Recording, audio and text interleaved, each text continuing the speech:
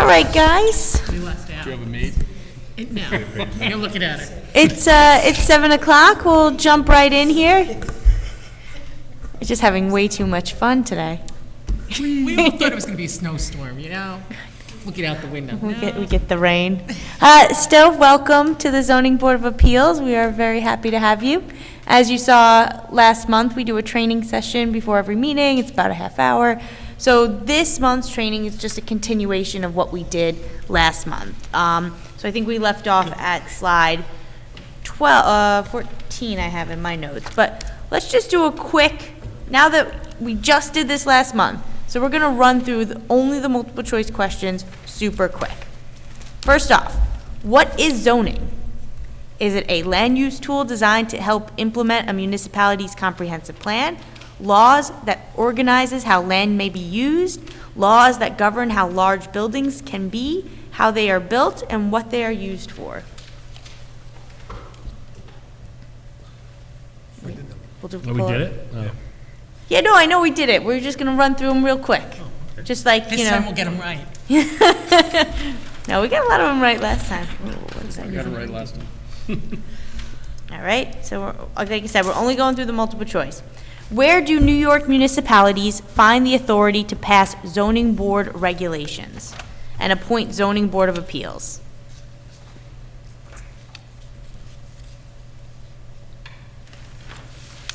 What do we got? Throw up your finger. All right, great. Yes, New York statutes. What functions must zoning board of appeals always perform? Review of use and area variance applications, interpretations of zoning and the rulings of zoning enforcement officers, site plan and special use permit review, both variance review and interpretations, variance review, interpretations, enforcement ruling, site plan, and special use permit. 4. That's right. Oh, I think it's 4, but we don't do the special use. Yeah, stuff we don't here. do special use anyway. No, it's a must. It's a must. No, but you said 4, you're correct. Yeah, 4. Yep, because New York statute states that you have to do use and area variance and interpretation. The site plan and special use permit, those are just extra things the municipality can give you the authority to do. Right. But here, we don't have that. Here, we don't have that. That is correct. They don't trust us. Yeah, like parking Do we used get to be like a a special. Tootsie Pop or something? All right, next time, I'll make the multiple choice a little harder and we'll bring treats. Wow. I can step it up. There you go. Let's see. To appear in front of the Zoning Board of Appeals, an individual needs to have the zoning enforcement officer deny them a permit, to have the zoning enforcement officer cite them with a violation, to apply directly to the ZBA for an area variance in connection with an application for a site plan, special use permit, or subdivision plat approval, or any of the above to have occurred. Great. You guys are on a roll. So we talked about interpretations, basis for interpretations. And I know when we talked at the very beginning, we talked about going more in depth with what goes into interpretations and reviewing interpretations. So we will go back and do that. The slides we talked about last month were just a little taste. So don't worry, we're moving past them again. We'll go back. So by interpretation, you mean like case examples, right? No, so interpretation, if someone wants to challenge Bruce's decision, Bruce Flowers, our building inspector, I'm sorry. So if someone wants to challenge Bruce's determination because they disagree with his interpretation of, I'm trying to think of a good one, like of a tent. I don't even know if that's relevant in city code. But let's say Bruce says, this is a tent. And they're like, well, I look at it and I don't see that this is a tent. They can then appeal that determination to the zoning board, and you would look at it, does it meet the definition of a tent? Does it not meet the definition of a tent? Does that make So sense? it's our interpretation. Your interpretation, yep. You make the decision that you believe ought to have been made in the first place. And so you then interpret the code using, we can just go back real quick, looking at past decisions, records, minutes, and then basic definitions. What does the Webster Dictionary, how does the Webster Dictionary define define tent? Yeah, exactly. Question. Yes. I believe it was on this one last time we mentioned that if the planning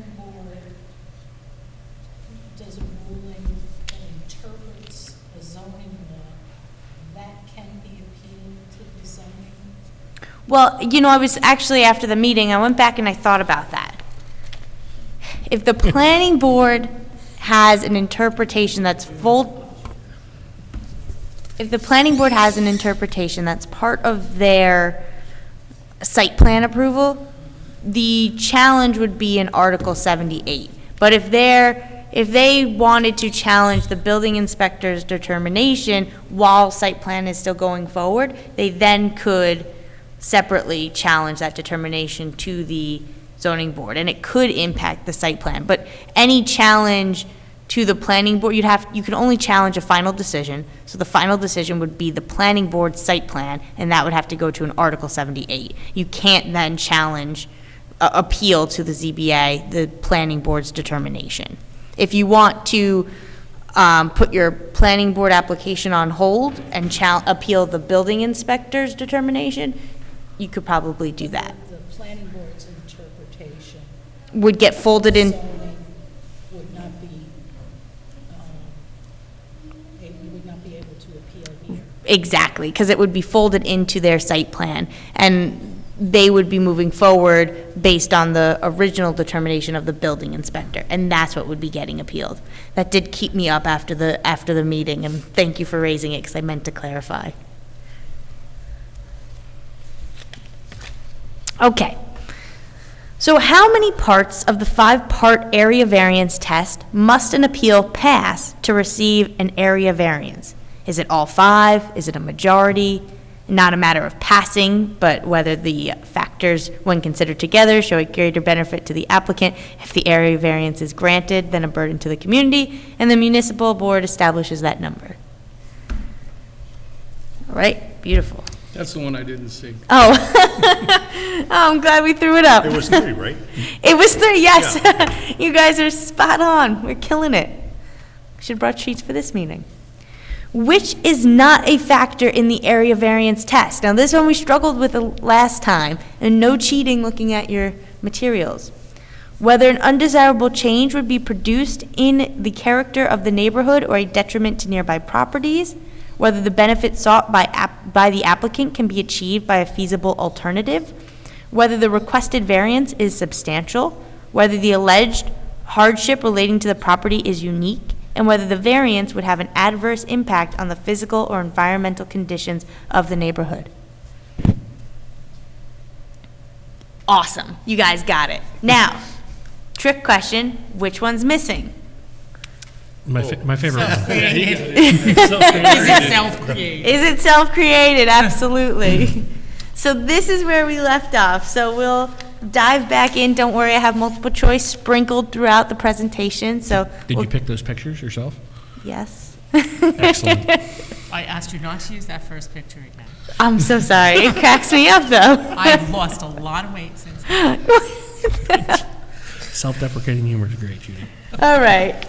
So for a zoning board of appeals to grant an area variance from the dimensional and area requirements of a zoning ordinance, it must find that the benefits to the applicant of the requested variance outweigh the detriment it will cause to the health, safety, and welfare of the neighborhood. Unlike use variances, area variances require the balancing test. I mean, we can't emphasize that enough. That is the key to looking at area variances. The board has to weigh the benefits to the applicant against the 5 factors set forth by the statute.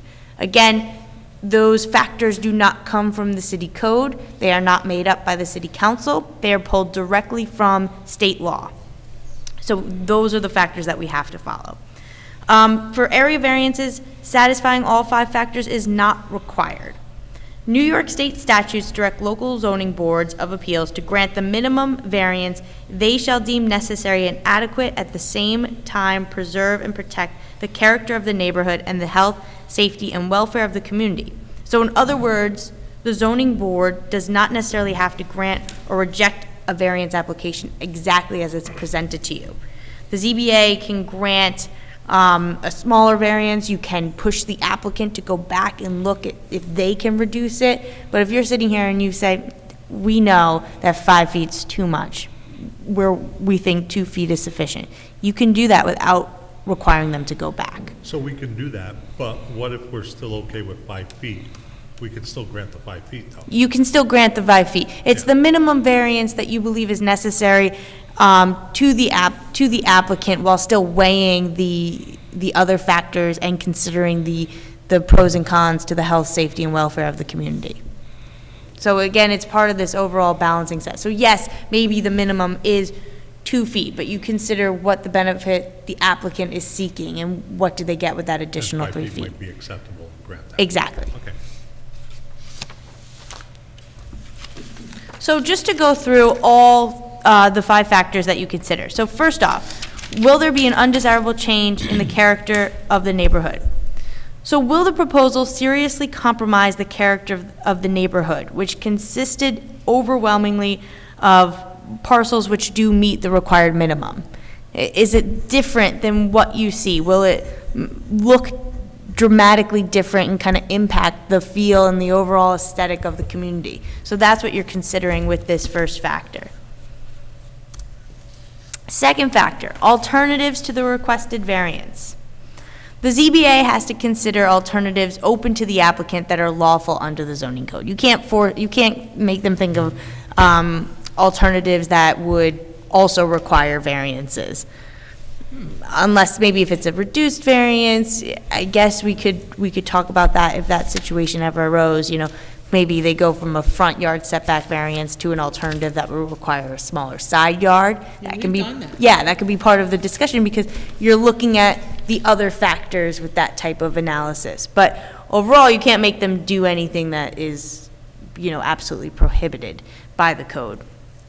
So for example, if a proposed addition can be constructed in a different location on the property where variance would not be needed. So, you know, we talk about maybe an alternative that will require a smaller variance, but really what you want to focus on is the alternatives that require no variance. You know, putting the side addition into the rear, would that be possible? Is that a feasible alternative that they can consider that would allow them to get rid of or reduce the variance requested? So you want to at least explore these possibilities. And a lot of the times, it's okay to ask the applicant. You don't always have to make a decision in one meeting. You can ask the applicant to go back and explore that possibility. Either they'll come back, and we've done that plenty of times here, and they'll come back at the next meeting, either presenting the alternative option or saying it's really not feasible and here's why. Impact on the environment. So again, the ZBA is going to weigh the variance's potential impact on factors such as drainage, traffic, circulation, dust, noise, odor, and impact on emergency services. That all goes into your consideration about impact on the environment. I know a lot of times we just think of trees and green things, but it's a lot of other things as well. Think of like the general health of the community. So in one case, a court upheld the grant of a height variance, allowing construction of a fence which would screen several exhaust fans installed at the rear of a diner. The court held that substantial evidence supported the board's decision that the fence would protect the aesthetics of the diner, which had unique design, that installation of a grease reservoir would prevent grease from dripping to the ground, and that the fence would keep grease and fumes from neighboring property. So in that case, they saw that the impact to the environment was actually benefited by granting the variance. And the variance was height of the fence? Height of the fence in that case. Substantiality. So in this case, the ZBA has to make a reason, for this factor, the ZBA must make a reasoned judgment as to whether the nonconformity being proposed is too great as compared to the lawful dimensions allowed by the zoning law. So in other words, mathematically, is it mathematically substantial? In considering whether a variance is substantial, the ZBA should also consider not just the math though. What is is it going to have a substantial impact to the community? So a lot of the times the way we phrase that response in our resolution is that, okay, yes, it's mathematically substantial, but it won't have a substantial impact on the community. And so that a lot of cases have dived into that issue where it is more than just the numbers. And if you believe that mathematically it's just too much, it's just overwhelming, you can end it there. But if you're trying to justify approving a variance, you might want to also focus on the community impact. All right, and class favorite, self-created difficulty. A difficulty is... Hey, we have that tonight. Yeah. A difficulty is self-created where an applicant acquired property subject to the zoning restrictions from which relief is sought. This is not the case, this is the case even if the landowner did not know what regulations applied to the property when they purchased it. There's no excuse. You need to know what zoning regulations apply to your property. For the public, you can look on e-codes, you can talk to the building department. There's no excuses, you know, I'm sorry, you have a responsibility as the property owner to know what requirements exist, and that's really hard, especially for a lot of first-time property owners. You know, my husband and I do not own a house, we rent, and he has this idea that we're gonna buy a house and we can put up a white picket 6-foot fence, and I have to tell him, husband, you can't do that. So even if it constitutes only one so even if present, the self-created difficulty does not mean that you deny a variance. It's just one factor in the overall balancing test. And in fact, it's a very weak factor, and I would never recommend denying a variance on the self-created factor. Case law does not support that.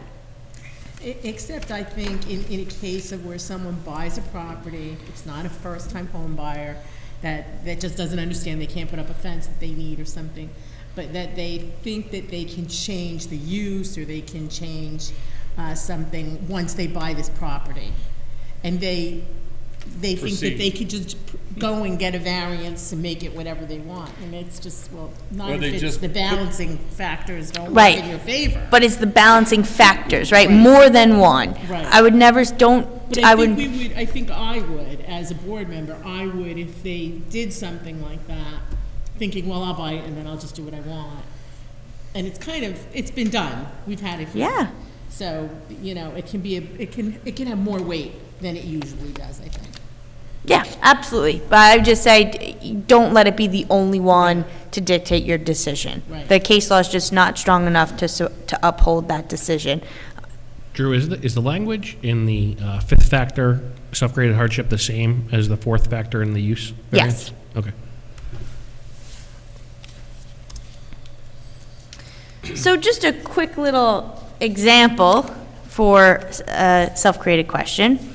The rural residential zone in which Mr. Spin bought land does not list dirt bike tracks or miniature golf courses as permitted uses. Mr. Spin now wants to install a mini golf course, which would require a use variance, but no one from the town explained the zoning requirements to him before he purchased the land. Would that be considered a self-created hardship that would lead to denial of the variance? Yes? Yes. Yes, yes. Mr. Spin is out of luck.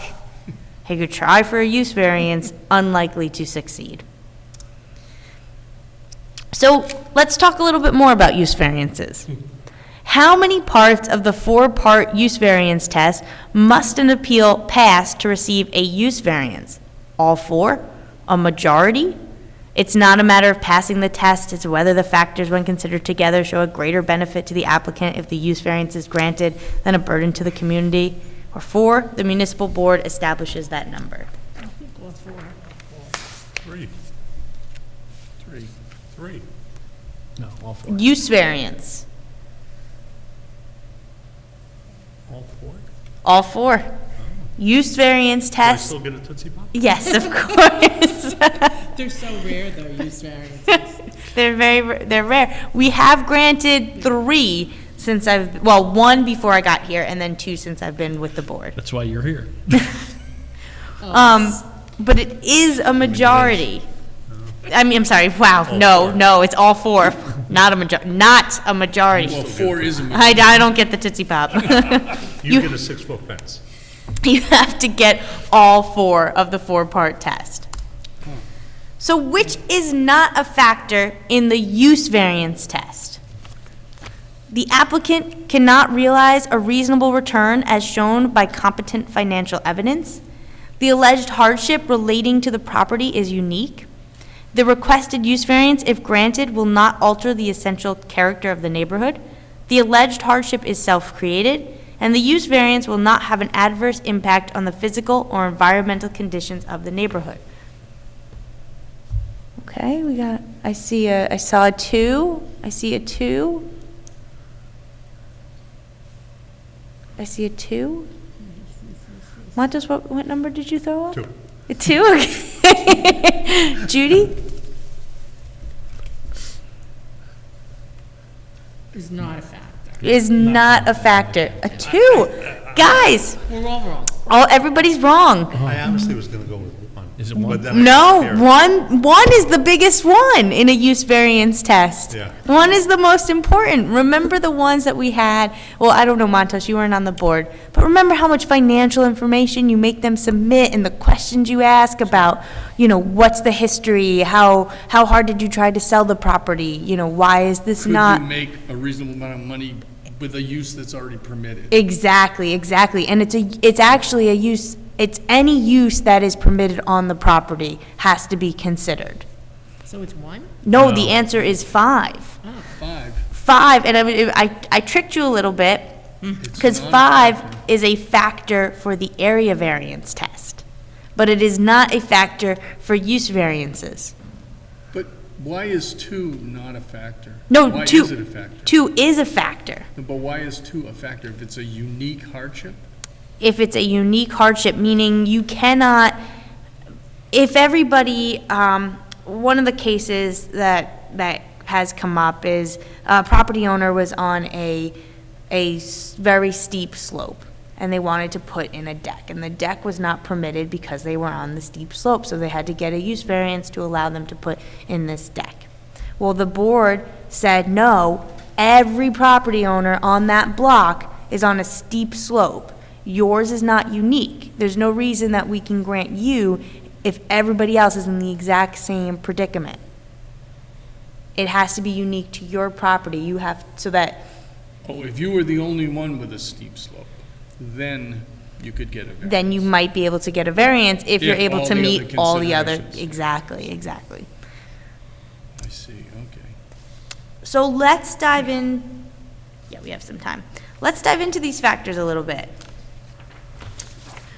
Return on investment and dollars and cents proof.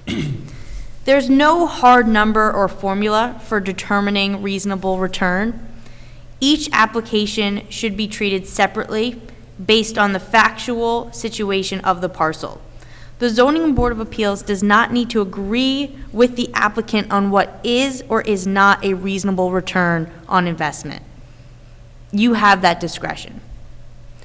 You might want to consider information such as value estimates, which would be the real estate agent's estimated value of the property. Is it whether or not that could be used as financial hardship. The agent might have a financial stake in the outcome of the variance request, so you want to take that information with a grain of salt, right? So you're going to push the applicants to submit dollars and cents proof. You need to consider whether or not it's, yeah, exactly. Is it valid? What are the impacts of that proof? But you might receive such a value estimate. You might also receive demonstration of a decline in property value.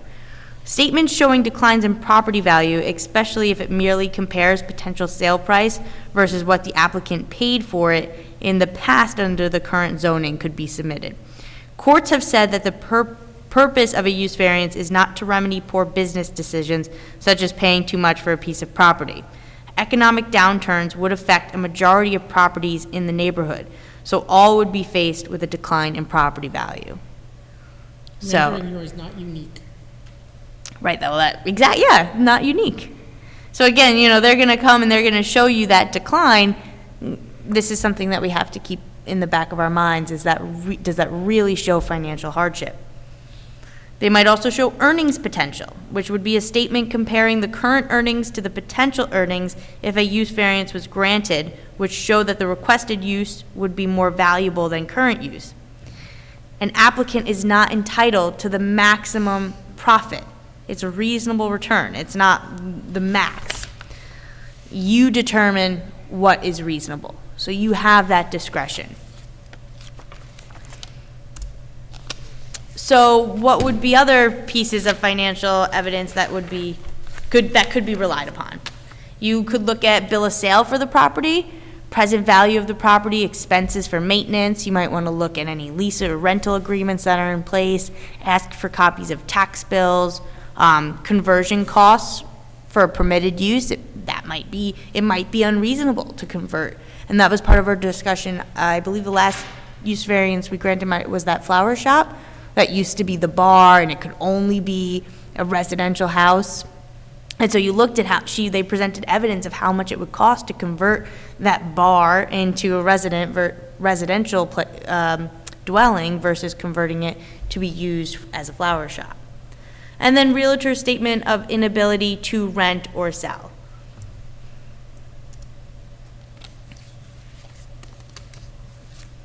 So let's talk about uniqueness, so the second factor.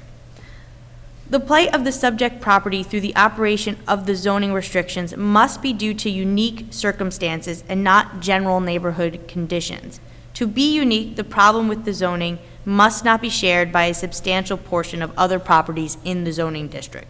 A shared problem might indicate a larger concern about the appropriate of uses listed in the zoning district. The use variance might not be the best solution. They should petition to the city council for either a text amendment or a zone change. There are other solutions besides use variances. And that's why this factor gets folded into the use variance factors. Does that make sense? Illustrations of uniqueness would include topographic or physical features, like I was talking about with the steep slopes. Why would it be possible to construct the applicant's proposal and not any of the other permitted uses? That should be considered. And then your own observations about the property and surrounding area, noting that they all look the same and they all face the same problems.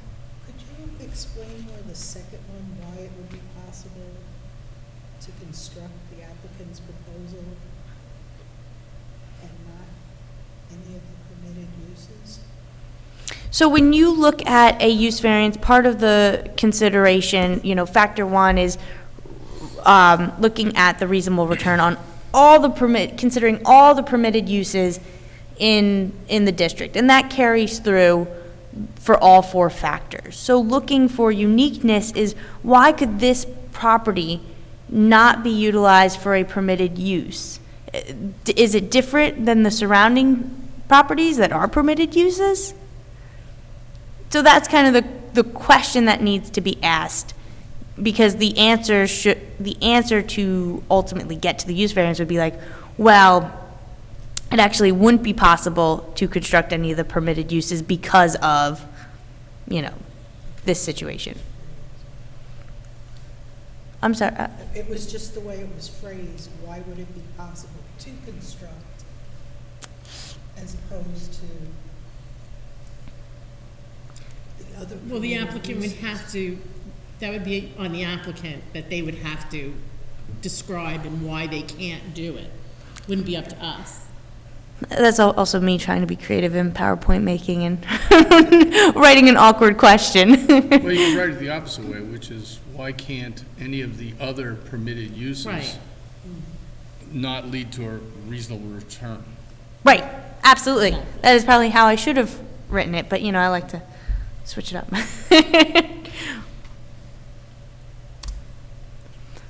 All right, so let's put in an example. We're going to go through each one of these. Is this a unique circumstance? Yes or no, one at a time. The owner needs to operate a home business out of his residence so he can care for a sick relative. And the home business out of the residence is not allowed in the zone. Not allowed in the zone, that is correct.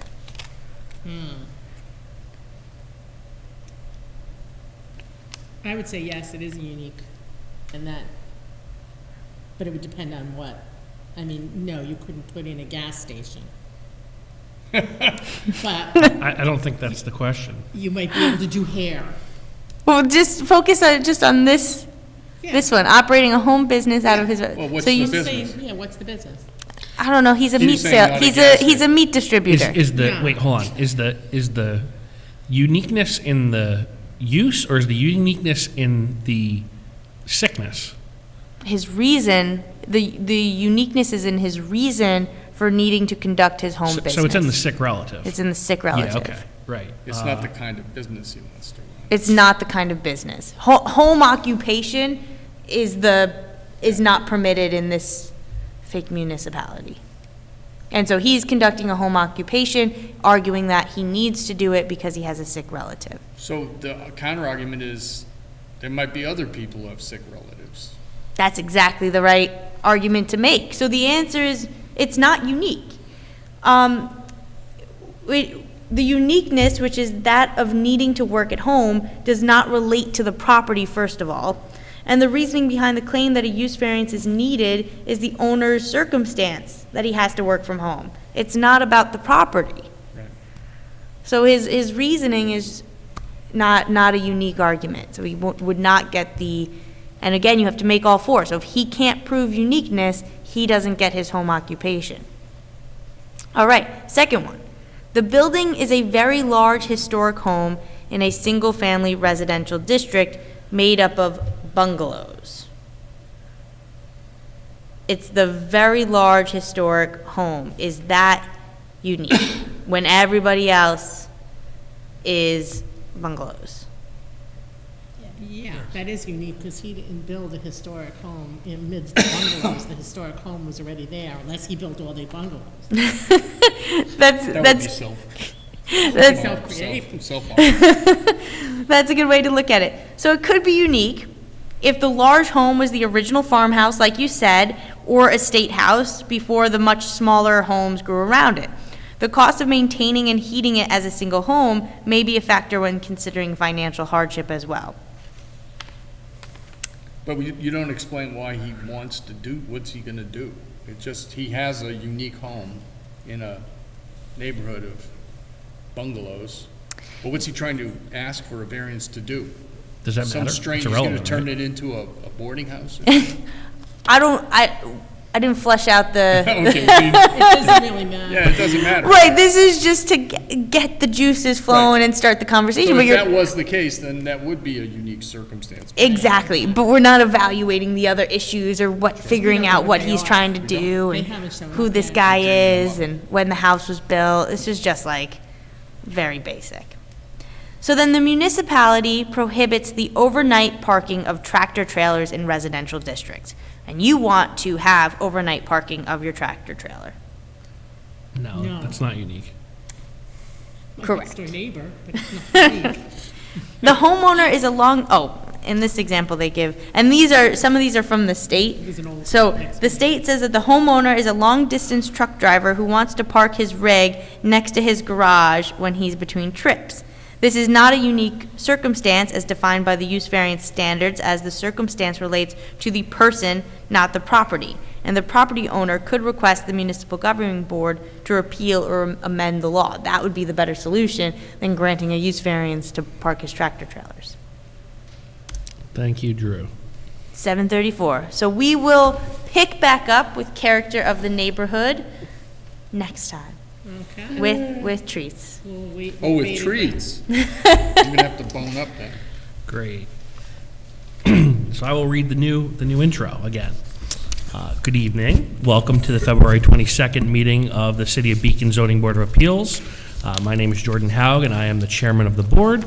Joining us tonight are the other members of the board. I'd like to welcome Stowe Boyd, our new member, to the board. We're also joined by our staff consultants, including the city building inspector, Bruce Flower, city attorney, Drew, and our zoning board secretary, Amanda.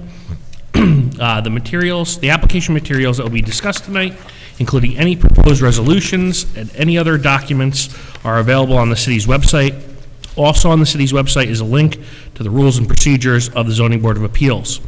I want to take a minute to explain the board's procedures. We'll hear each, in this case one, application in the order it's noticed on the agenda.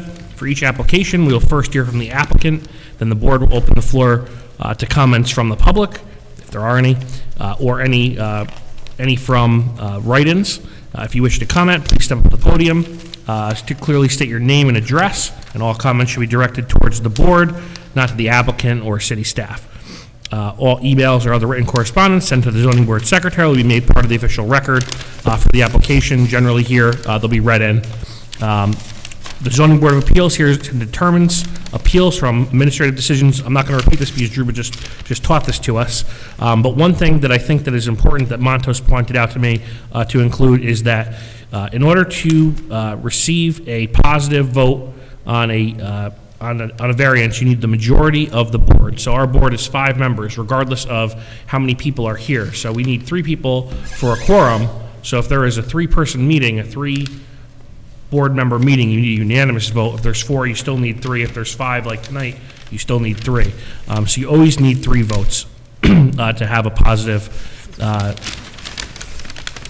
was going to say declaration, but that's not what you want. Don't say that. Yeah. Our final decision on any variance application must be based on an evaluation of the application, statutory factors set forth in the general city law and city code. So as Drew again just went over those factors, it's helpful, and I think this, I'm going to really emphasize this every month.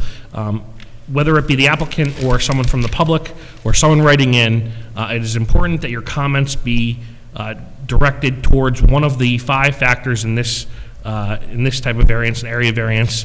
One of those factors, talk about one of those factors, and those are things that we can consider legally in your application or in your opinion for or against the application. And every decision must also be supported by evidence in the record, and that is it. So, can I get a motion to open the public hearing for agenda item number 1? Motion open? Motion from Montos. Can I get a second? Second? Second by Judy. All in favor? Aye. Aye. Hello. Please step up to the podium. Oh, the minutes. Yeah, I missed. Oh, Well, we can do that. We can do that later. yeah, I'm still new at this. that's because they're You're doing online. phenomenal. That's because they're online, they're not here. You're doing phenomenal. Hi, everybody. Good evening. Hello. Thanks for having us. My name is Elias Primoff. I'm here with my family, applying for an area variance to add an addition to the back of our house at 25 Ralph Street. We have been in the house since January of 2020. Our youngest daughter, who is now 2, was born there. And we are really happy in our neighborhood and really just want to stay in the house and have it be big enough for our growing family.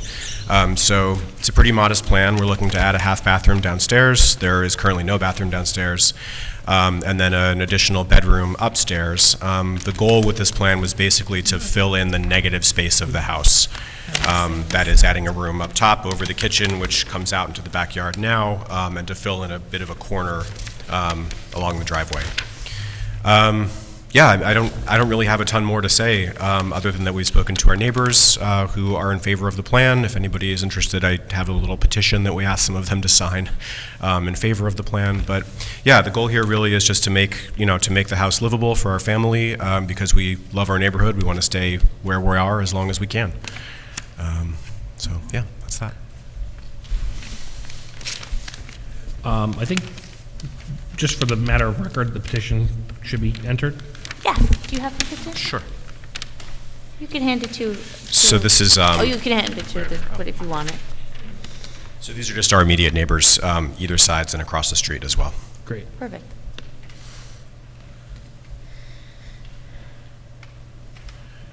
What does the petition say? Oh, sure. It says, to whom it may concern, we, the undersigned, are neighbors of the Primoff family who reside at 25 Ralph Street. We reviewed and support their plans for an addition to their home. This addition will help their family grow and thrive in the neighborhood. And this is signed by Israel Intaganzanwa, 23 Ralph Street, It's signed by Aaron Parks and his wife at 27 Ralph Street, and it's signed by Sarah Jane Casey, who lives at 4 Duchess Terrace across Ralph Street from us. Thank you.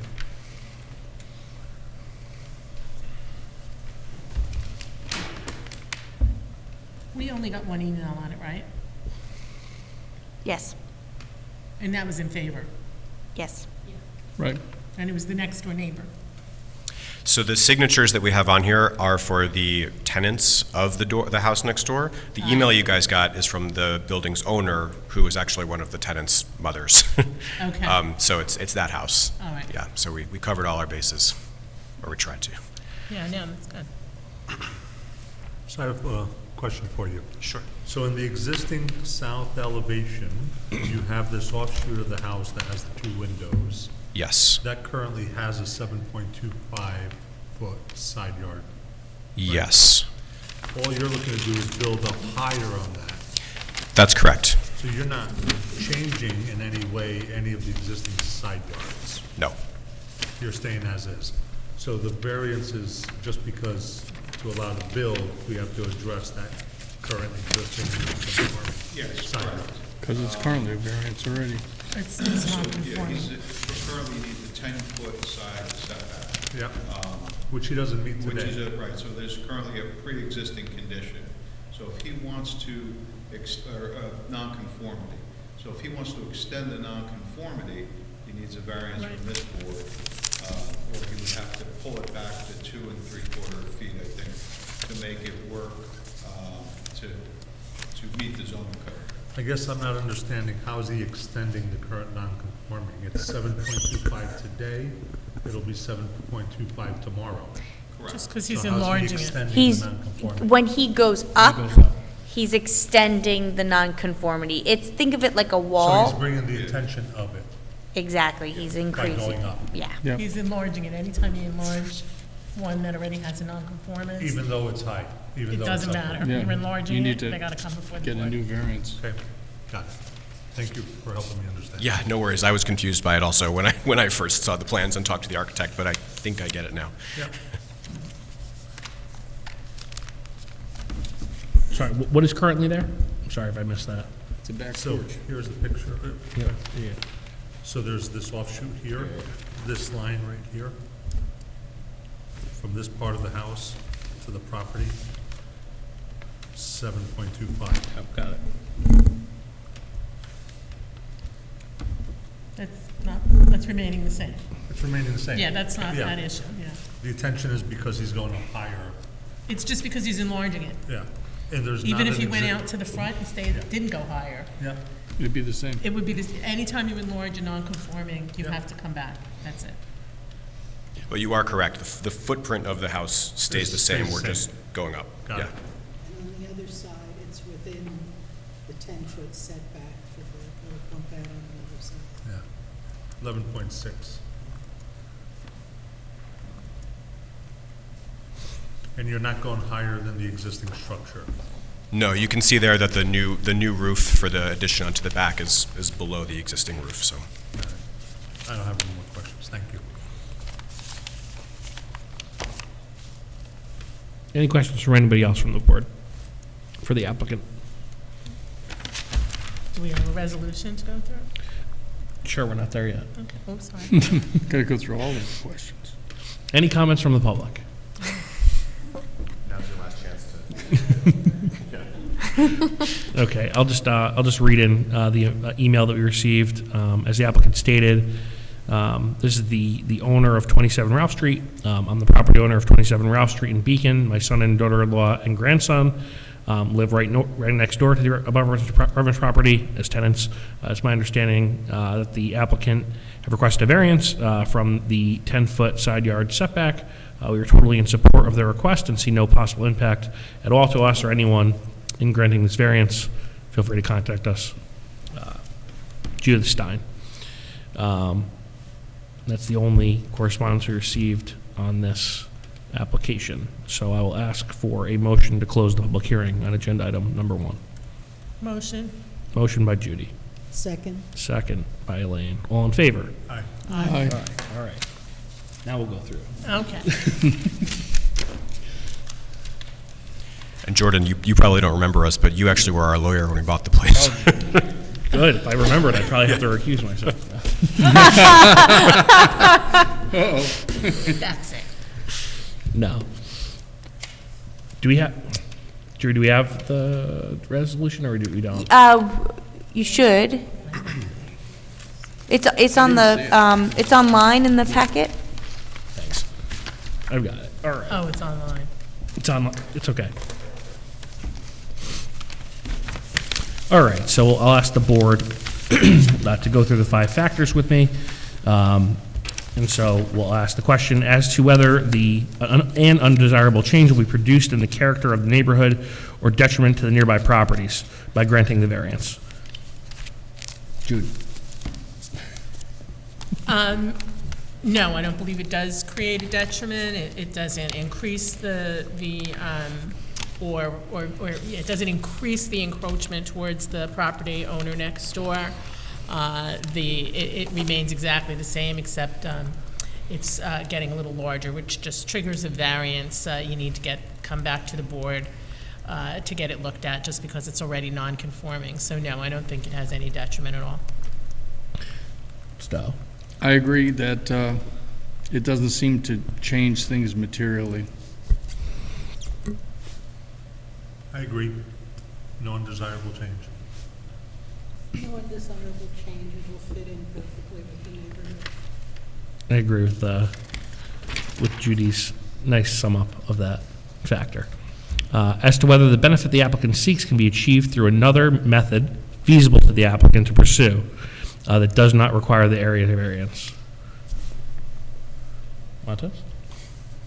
I don't think so. I think this is fine. It's not substantial. Everything Judy said is still applicable here. It's still in line. So no problem here.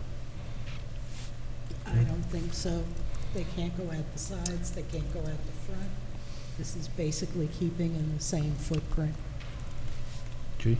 Yeah, I think this is as minimal. I think it keeps it more minimal than doing it any other way, and more affordable, less addition of material. It's a good way of going, so. Yeah, I agree with the notion that it seems to be a minimal achieving of the obvious goal here. I agree. As to whether the variance requested is substantial. Stowe? I don't believe so. I believe it is not. I believe it is not. So, yeah. I think that, Did you do the math? well, I mean, yes. You usually do, that's why I say. I did do the math. Mathematically, you could say 30-ish% could be, but I think when considered with everything else, it's not substantial. It's minimally substantial. There we go. Minimally substantial. I'll take it.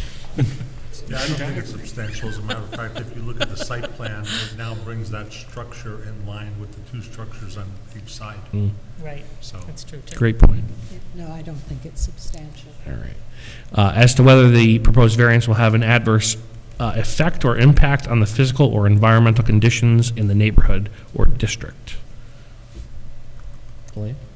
No, it's going to fit in with the neighborhood. I don't see it's going to block light from anybody.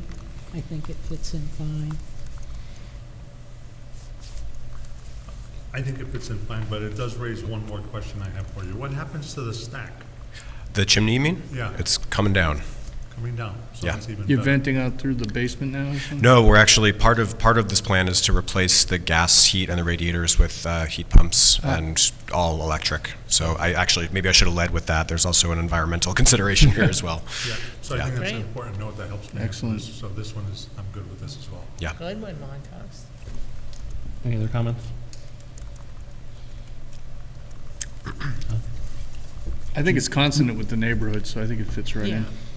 I agree. Great. And to whether the alleged difficulty is self-created. Absolutely.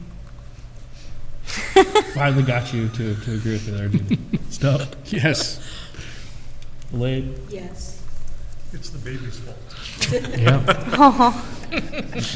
They bought the house knowing, or reasonably should have known that the house was in this zone. So, They so knew yes. that they were gonna have to build a washer dryer on the second floor someday. There you go. We did.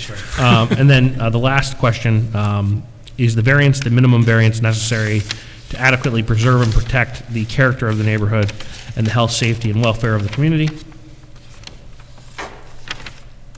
While achieving the goals of the homeowner, yes.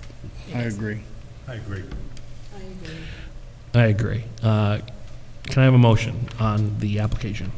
Motion to grant the variance, given agreement with the conditions that we place on. Oh, yes.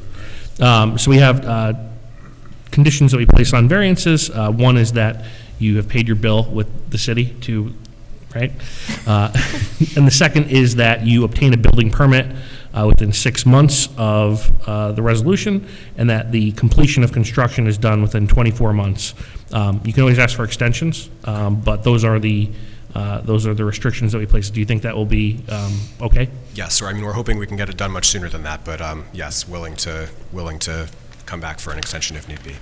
Great. Okay, so we have a motion from Montos on the table to grant the variance with the restrictions. Second? Second by Judy, and then I'll just call the roll.